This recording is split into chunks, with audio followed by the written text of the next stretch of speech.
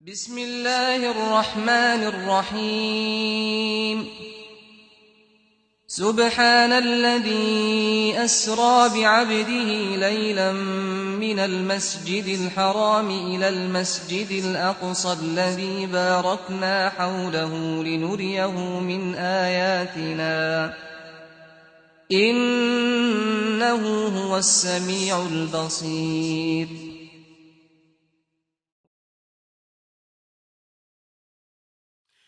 Mesdames et messieurs, c'est toujours un plaisir de vous retrouver sur les antennes de Nour Télévision, la chaîne au service du développement et dans le cadre de votre émission Al-Itisol, la communication multidimensionnelle. Aujourd'hui, nous allons essayer de parler de la vision de l'islam sur la sécurité et la stabilité. Chers téléspectateurs, comme vous le savez, la communauté musulmane du Gabon a connu précédemment certaines tensions, mais aujourd'hui, alhamdoulilah, les solutions en même temps ont été trouvées. Et en même temps, dans le cadre de la période de la transition que connaît le Gabon, il n'est pas rare de voir certaines réactions fâcheuses. Cependant, que dit l'islam sur la vision de la sécurité? Les réponses avec l'imam Ibrahim Bouné, qui est notre invité. Salam alaikum, imam. Wa alaykum salam wa rahmatullahi wa barakatuh. Alors, imam, dans ce contexte que connaît le Gabon, comment l'islam définit-il la sécurité? Alhamdulillahi rabbil alamin wa salatu wa salamu ala ashrafil anbiya'i wa imamil mursalin. Assalamu alaikum wa rahmatullahi wa barakatuh. Merci de nous avoir invités aussi à cette plateau par rapport à notre sujet, notre émission à l'Itisal, qui n'est autre que la communication multidimensionnelle. Qu'aujourd'hui, nous allons essayer de répondre à cette question essentiel, très important dans la vie de qui que ce soit, qui est la sécurité. L'islam est une religion qui a abordé tous les sujets humains et qui a parlé aussi notamment de la sécurité et qu'il en a même fait de cette sécurité une priorité de l'existence. Donc l'islam a sa vision par rapport à la sécurité de tous ces types et ces qualités, et qu'il exhorte aussi sa communauté ou ses adeptes d'appliquer toutes les règles qui peuvent conduire à une meilleure sécurité dans leur alentour. Donc, ce sujet, notre objectif ici, c'est de partager la vision de l'islam par rapport à la sécurité, comment le retrouver et comment aussi la préserver en quelque sorte. D'accord, Imam. On parlait de ces tensions qu'il y avait dans la communauté musulmane. Vous dites en même temps que l'islam a fait de la sécurité une base prioritaire. Maintenant, alors, comment est-ce que l'islam, on va dire, contribue à promouvoir la sécurité? Oui, par les passés, nous avions abordé ici des 5 grandes nécessités que toutes religions d'ailleurs ont contribué à les retrouver, à les préserver, à les protéger et aussi à les développer. Et parmi ces aspects, il y a ce qu'on appelle la sécurité religieuse. La religion est un aspect, lorsque ça rentre dans la vie d'un individu ou un regroupement, est censé de leur unir, de leur unifier, de leur accompagner vers toutes sortes de développements possibles dans la vie. Et c'est le même l'aspect sécurité le plus important parce que ce constat est une réalité. Toute communauté religieuse, et on trouve qu'il y a rare des cas de débordement dans une communauté religieuse qui sont régis ou dirigés par un bon nombre de textes divins. Donc, si les gens veulent vivre en paix, en tranquillité, c'est de veiller à ce que cette religion aussi prend une bonne partie de leur coexistence, de leur vie. Parce que moi, j'ai cette vision personnelle par rapport à la stabilité du Gabon et de ce pays, et que c'est un pays religieux en fait. Donc, de toutes confessions confondues, vous trouverez qu'il y a très moindre d'agression vis-à-vis de ces différentes religions, parce que, comme je l'ai dit tout à l'heure, ce sont des textes qui les régissent. Maintenant, l'islam aussi prend part dans cette stabilité et il appelle à l'application des règles que Dieu a légiférées pour l'individu, pour la famille, pour la communauté, pour la nation et pourquoi pas le monde entier. Donc, ce qui nous sommes obligés aujourd'hui, c'est que nous puissions présenter cette vision de la religion musulmane. Bien d'abord, le Coran a beaucoup parlé de la sécurité alimentaire, de la sécurité morale, de la sécurité psychologique, de la sécurité matérielle. Il a parlé de toutes ces choses-là. C'est ces mêmes choses qu'on trouve dans les différentes constitutions de différents pays du monde, qu'ils s'intéressent plus à la question sécuritaire. Donc, en avant, nous allons présenter quelques rubriques, quelques textes, comment l'islam voit cette sécurité et comment il le propose aussi aux uns et aux autres pour que la communauté vit en stabilité, en harmonie et après suivi de toutes sortes de développements. Il y a des savants de la religion musulmane qui ont donné des définitions à la sécurité. Lorsqu'ils le définissent, c'est un sentiment humain. Un sentiment humain. Un sentiment humain Oui. et qui s'applique sur l'individu. D'accord. La personne individu, en fait. Et puis, le regroupement aussi. Donc, une famille, une communauté, etc. Et qui va s'élargir au fur et à mesure et qui va prendre une autre ampleur qui est une nation. Donc, vous voyez, Allah subhanahu wa ta'ala, lorsqu'il nous parle dans certains versets coraniques, et il parle de la manière qu'il a constitué ce monde entier. Ya ayyuhan nasu, inna khalaqnakum min dhakarin wa untha. Donc, il commence par un individu. Il dit, oh, vous les hommes, vous les peuples, nous, on vous a créé d'un homme et une femme, de mâle et une femelle.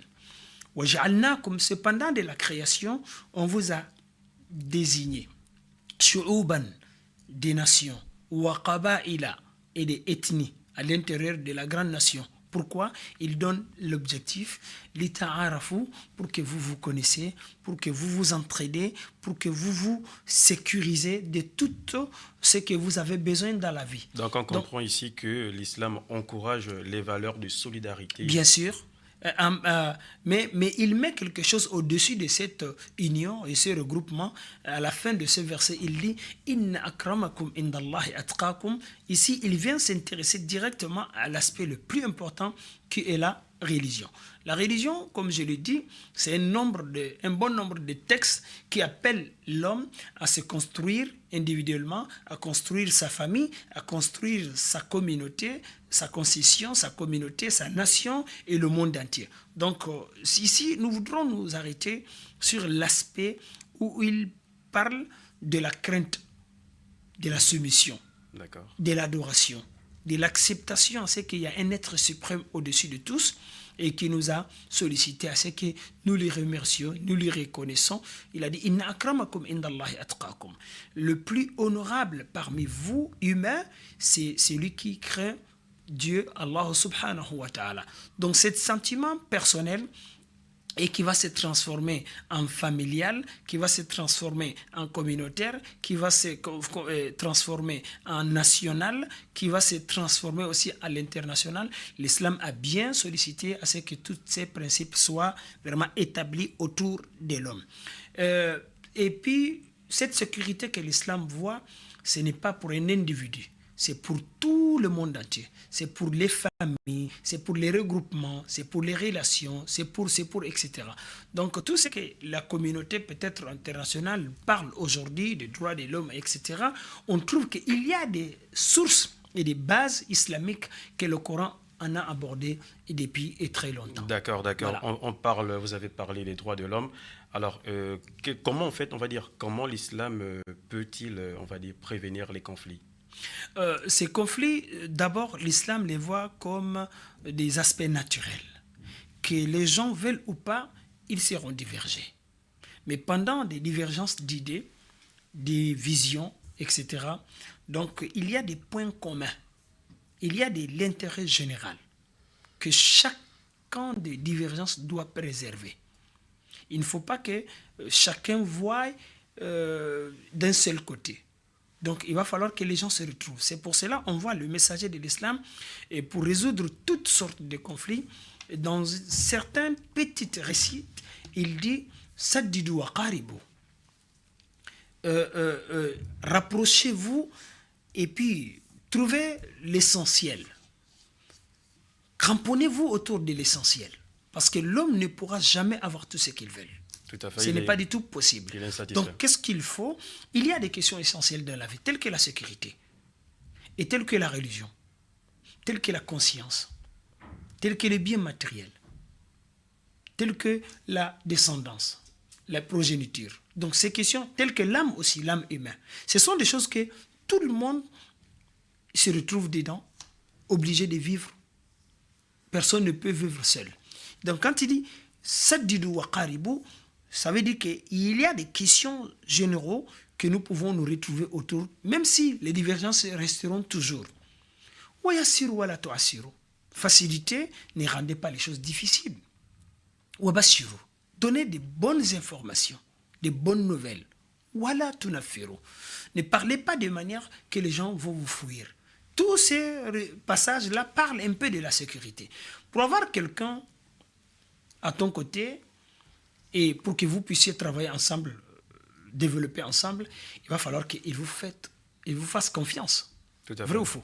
Donc voilà un peu ces choses-là que vraiment l'islam appelle chaque individu de contribuer à la sécurité de l'autre et à communiquer surtout et à se réjouir de ses pleins droits et de devoirs. Tout ceci est une chose nécessaire. Parce que la sécurité est une nécessité de tous les temps.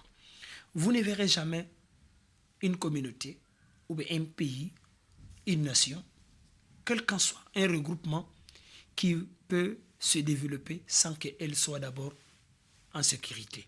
Donc on peut même dire que c'est l'aspect le plus important.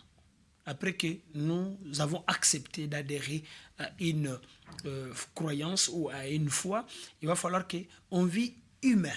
Et on vit ensemble. Cela me rappelle à un récit prophétique aussi. D'accord. Le prophète sallallahu alayhi wa sallam, il a beaucoup sollicité à ce que le musulman, il remercie son Seigneur par rapport à ce qu'il lui est facilité dans la vie. Dans un passage où il dit « Man asbaha minkum ». Ici, il parle à l'individu. Dès que l'individu a ses principes, il est stable, il est tranquille, forcément, ça va s'appliquer sur sa famille, sur son entourage, sur sa communauté, sur sa nation, etc. Qu'est-ce qu'il parle ici à l'individu? Man asbaha minkum aminan fi sirbihi. Quiconque parmi vous, le matin lui trouve, il est en sécurité dans sa famille, dans son regroupement. Et il n'y a pas de fusil qui le suit, il n'y a pas de gronderie, il n'y a pas de menaces, il n'y a pas de braquage, ni rien, aucune menace ne lui court. Il est en pleine santé, il est en santé en soi. Donc il doit énormément remercier Allah subhanahu wa ta'ala. C'est quelqu'un qui n'est pas feignant, c'est quelqu'un qui est courageux, c'est quelqu'un qui contribue à la sécurité alimentaire. Donc il faut travailler pour se nourrir. Mais pendant cette vie, il a la nourriture de sa journée. Ça veut dire que ce n'est pas un élément feignant, c'est un élément qui est courageux, c'est un élément qui se lève pour aller chercher quoi pour soi, ensuite pour sa famille, etc. C'est comme le monde entier a été donné à cette personne-là sur une table en or. Donc vous voyez, donc si l'individu a cette vision, il est courageux, et il a la santé et il a la sécurité, je ne vois pas quelque chose qui va lui empêcher de vivre et d'avancer dans la vie.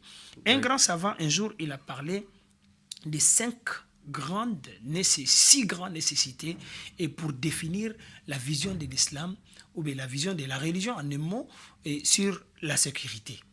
Et il a parlé de ces 6 éléments qu'il nous faut pour que nous puissions vraiment vivre en paix, développer, et puis épanouir, etc. Il dit premièrement, dinul muttaba. Un être humain sans religion, sans confession, il n'est pas un aspect pour le développement. Il va falloir qu'il suit une voie, une religion. Maintenant, le débat va s'élargir sur quel chemin à choisir. Mais qu'il a une connexion entre lui et le Seigneur qui va suivre désormais. Parce que aucun être ne peut nous maîtriser, nous connaître plus que le Créateur, qui est Allah subhanahu wa ta'ala. Donc, la religion, ça vient de lui. Le mode de vie, ça vient de lui. Les sécurités, même avoir cette sécurité, c'est lui qui a tracé tous les plans pour que nous puissions les suivre pour mieux vivre. Et deuxièmement, une autorité générale, c'est-à-dire une autorité dominante. Imaginez que les gens vivent sans une autorité et qui va les obliger à revenir à la raison et avoir peur des bêtises, etc. Donc, ça veut dire que si la religion est importante, l'autorité aussi est très importante dans la vie et que cette autorité ne doit pas être faible. Cette autorité doit être vraiment dominante parce que c'est sa domination qui garantit la bonne vivre de tout ce qu'il leur gouverne. Et aussi, troisième aspect, une justice totale ou une justice générale et globale. Donc, une justice, lorsque il est général et tout le monde se voit et il a acquis ses droits et il connaît ses devoirs, etc., ça va beaucoup participer à l'évolution d'une nation, d'un individu. Et quatrième, il a parlé de la sécurité. Parce que c'est dans cette sécurité, nous pouvons aller adorer, nous pouvons aller remercier, nous pouvons aller travailler, nous pouvons projeter pour l'avenir, nous pouvons programmer pour tout ce qu'on aura besoin dans la vie. Et cinquième, wahasbundar, ça, il parle de sécurité alimentaire, c'est-à-dire la subsistance qui fait nourrir une population, une communauté, le travail et la nourriture, etc. C'est très, très important que l'homme veuille à retrouver cela à travers le travail que la religion musulmane a beaucoup encouragé, que nous travaillons. Un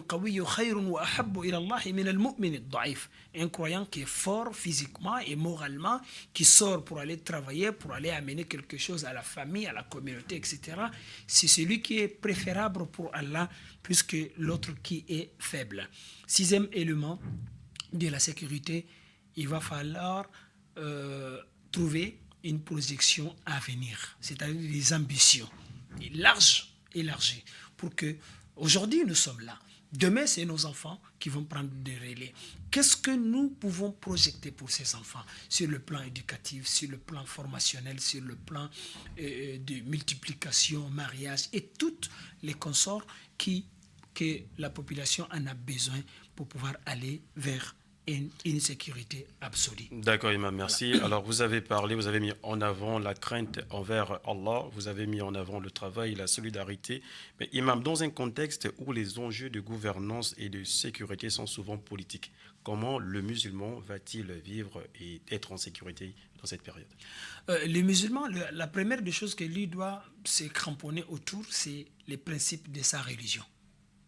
Et dès lors qu'il applique ces principes religieux, s'attacher à la religion, adorer Dieu seul, et puis se lever pour travailler, construire sa famille, son entourage, donner les droits de tout un chacun comme il le faut, automatiquement, ce musulman est en train de contribuer à l'accompagnement d'une autorité gouvernante en place, même sur le plan politique.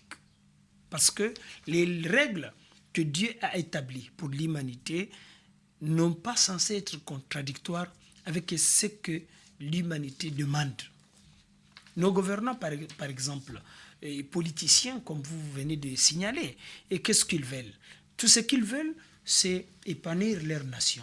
C'est pour accompagner maximum leur population vers la réussite, vers un demain meilleur, vers une bonne formation, vers vraiment une prospection à venir. Donc voilà, lorsqu'on trouve un musulman, par exemple, que sur le plan religieux, il n'a que Dieu, il ne croit qu'à lui, il n'espère qu'à lui, il ne demande qu'à lui, et puis en même temps, il applique les règles divines, les orientations du Seigneur, automatiquement, il va se retrouver en harmonie avec les objectifs qu'une autorité est censée lui tracer pour qu'il marche dessus. Donc ça, l'harmonie est très simple. chez les musulmans, le travail, la formation, il y a des milliers de textes qui ont parlé de tout cela. Il va même au-delà de toutes ces choses-là, les loisirs, tels que les unions, les mariages, il a régi un bon nombre de règles. Pourquoi? C'est pour établir les principes de la sécurité autour d'une communauté sereine et qui va devenir un élément très important autant pour moi et pour l'évolution d'une nation, d'une concession et d'une communauté. D'accord, Imam, vous avez parlé de l'harmonie, de l'harmonisation, de la solidarité en même temps. Mais comment être en harmonie si on ne partage pas les mêmes idées avec son semblable? Le fait de ne pas partager les mêmes idées, parfois, sont, on va dire, un acte ou encore un facteur en fait de trouble, de conflit.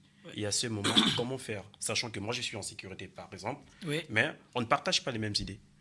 Et en même temps, ça crée automatiquement des troubles dans la communauté ou encore entre nous-mêmes. Et là, à cet instant, comment je fais? Quelles sont les aptitudes en fait à mettre en place? Lorsque les troubles passent dans une localité ou dans une communauté, il faut vérifier les raisons. Ces raisons vont nous conduire peut-être à trouver des meilleures solutions ou des bons remèdes. Par exemple, il y a un aspect de la croyance chez le musulman qu'on appelle la croyance au destin. La croyance au destin. Bon qu'il soit ou mauvais. C'est même entre guillemets. Bon qu'il soit ou mauvais. Souvent, les causes des troubles, c'est de vouloir prouver quelque chose que Dieu t'a pas destiné.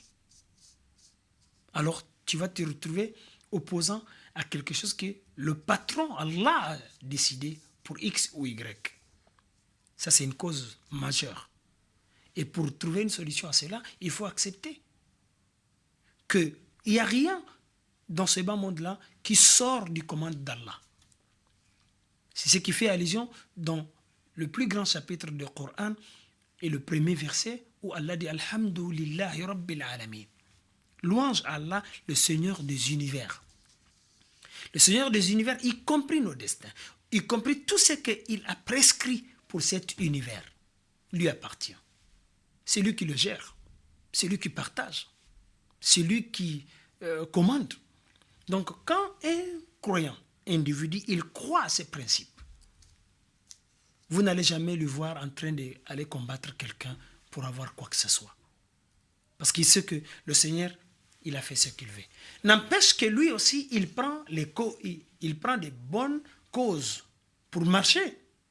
On vient de dire, parmi les 6 aspects de la sécurité, l'ambition. L'ambition n'est pas interdite. On peut ambitionner à devenir grand demain. On peut ambitionner à devenir une personnalité considérée demain. Mais que cela ne sort pas dans le cadre que Dieu a décidé. Ce sont des choses que vraiment, si l'individu s'intéresse, tu le trouveras moins haineux, moins aigri et moins précipité pour aller s'acquérir de quelque chose que Dieu n'a pas voulu. Donc aujourd'hui, quand on voit des querelles ou des haines, des guerres entre les hommes, c'est le refus de ce sujet-là qui conduit à tous nos différents problèmes. La non-acceptation au destin que Allah a fait. Il ne faut pas que les gens comprennent aussi, c'est contradictoire au courage, au travail, aux ambitions. Non. Donc, tout ce que l'islam il a sollicité à ce que l'homme, il le cherche, il a mis des conditions, il a mis un mode de recherche. Donc, par la formation, par la patience, par la croyance, l'homme ira trouver tout ce que Allah lui est destiné. Ce qui est sûr, personne ne mourra sans avoir tout ce que Dieu lui est destiné. Il va l'avoir.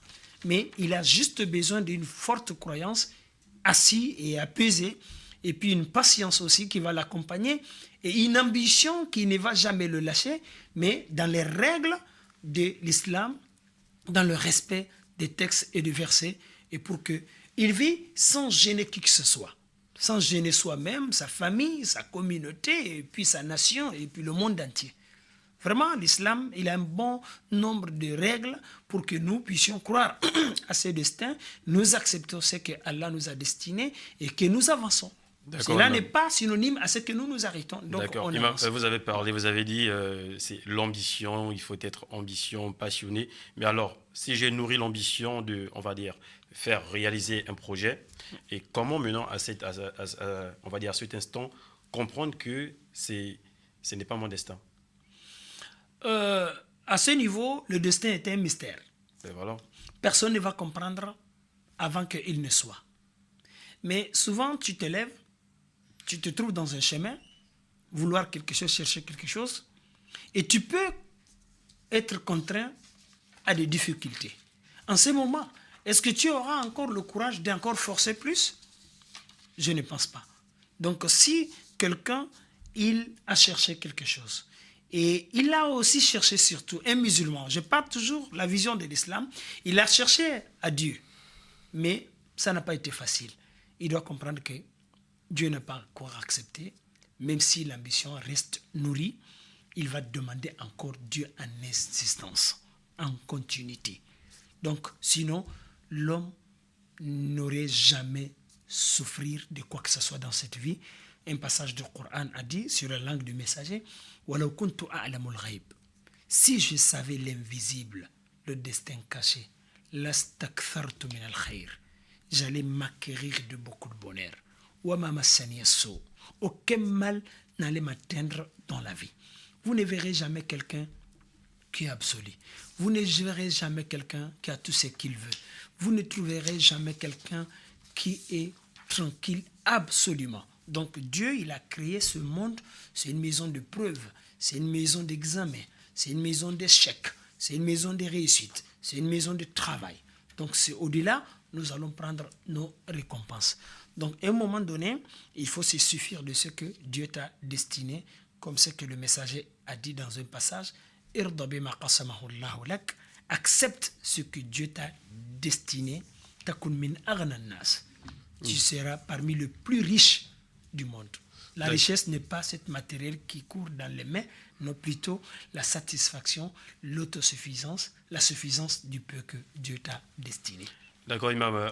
Nous arrivons déjà au terme de notre émission aujourd'hui. Alors, qu'est-ce qu'on retient sur la vision de la sécurité en islam? La vision de la sécurité, on retient que l'islam, il a traité tous les aspects sécuritaires que l'homme a besoin, en commençant par la sécurité religieuse. Il faut avoir une connexion au Seigneur, celui qui a tout créé, celui qui nous a exhortés de lui remercier, de lui reconnaître, d'être toujours en contact avec ses recommandations. Et nous avons aussi la sécurité idéologique qui consiste à préserver sa conscience, qui consiste aussi à ne pas s'enfourrer dans des mauvaises idées et dans les troubles et dans les gènes de l'autre. D'accord. Donc nous retenons encore que Dieu nous a tous mis sur cette terre. Il pouvait nous créer tous d'une même alignée, D'accord. couleur et même langue. Mais pourquoi il a fait autant de... Les blancs, les noirs, les blancs, rouges, les noirs, les jaunes. les langues, D'accord. les ethnies des terres, etc. Le Coran en a résumé dans un mot, l'ita'arafu. On vous a fait des nations, des tribus, l'ita'arafu, pour que vous vous connaissiez. C'est lorsque vous vivez ensemble, vous vous connaissez les droits et les devoirs, et vous vous respectez, vous acceptez ce que Dieu vous a attribué, vous allez vivre dans une sécurité. Comme ce que le Coran a dit, alladhina amanu, ceux qui ont cru à Allah, wa tatma'innu qulubuhum bi dhikrillah, et leur cœur se raffermissent, s'apaise à cause ou grâce à l'invocation à Allah, à la soumission. Qui dit invocation, soumission, tout c'est dans la religion. Ala bi dhikrillahi tatma'innul qulub. Certes, avec une très bonne connexion au principe divin d'Allah, y compris le destin et tout ce qui l'accompagne, le cœur se raffermisse, le cœur s'apaise et l'homme, il va vivre en paix. S'il a peu, ça lui suffit. S'il a beaucoup, ça lui suffit. S'il n'a pas eu quelque chose, ça ne lui gêne absolument en rien.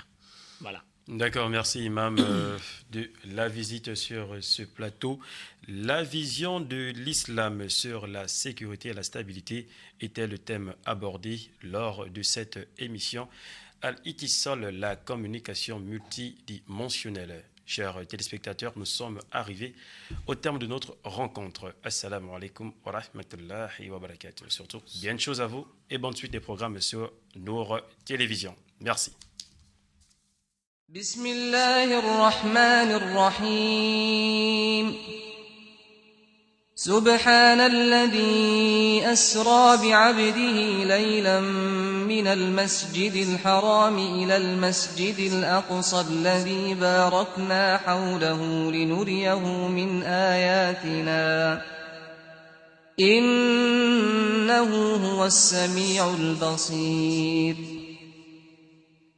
وآتينا موسى الكتاب وجعلناه هدى لبني إسرائيل ألا تتخذوا من دوني وكيلا